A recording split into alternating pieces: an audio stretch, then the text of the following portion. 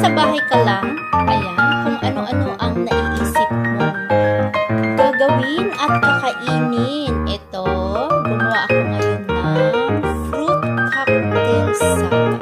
Ayan, medyo kulang yung aking ingredients, pero okay na yan. Ako naman kasi ang kakain nito. So, ayan, wala akong pasas, pero meron akong cheese.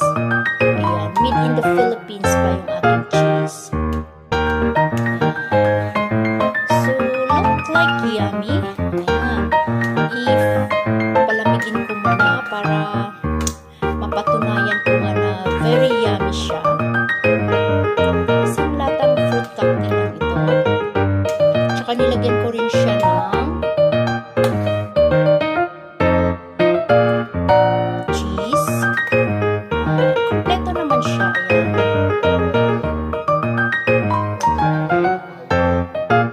Ayan. Itong red na ito ay natadiko ko. Mayroon akong isang